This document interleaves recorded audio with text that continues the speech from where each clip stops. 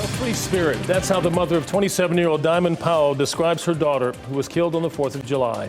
Thank you for joining us. I'm Gerald Owens. And I'm Lena Tillett. The heartbroken mother opened up exclusively to WRAL's Carly Haynes, who joins us now in studio. Carly, the mother telling you what it was like to discover her own daughter's body before troopers even got there. Lena and Gerald, this is an absolutely heartbreaking story. Diamond Powell's family discovered her body in an embankment in Orange County about a day after that hit and run.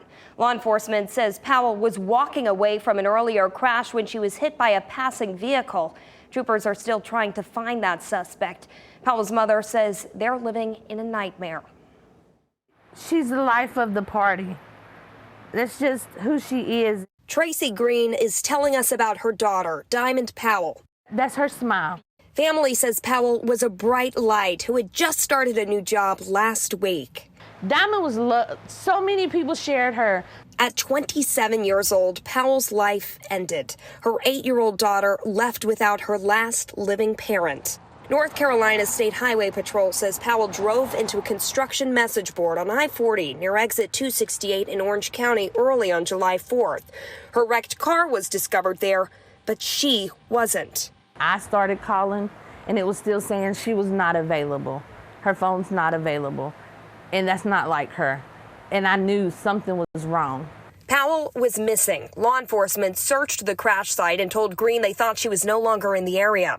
I felt like she told me that she was there and not to leave her. And I kept telling them officers, my daughter is out here. I feel she's out here and she needs me to find her. Green family and friends began their own extensive search around the crash site, and the next morning, about half a mile away, it was family who discovered what they wish they'd never have to.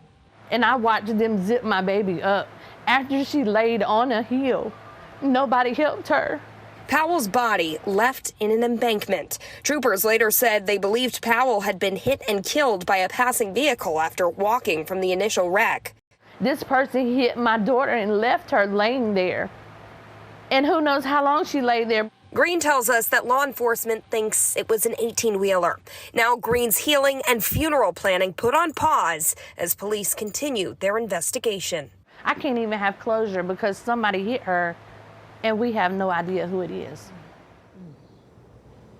Now, a GoFundMe was created in support of Powell's 8-year-old daughter to help her with therapy and schooling. It was created at 3 p.m. today and has raised more than $2,300 as of now. You mentioned the daughter. She's lost both of her parents now. What do we know about her father?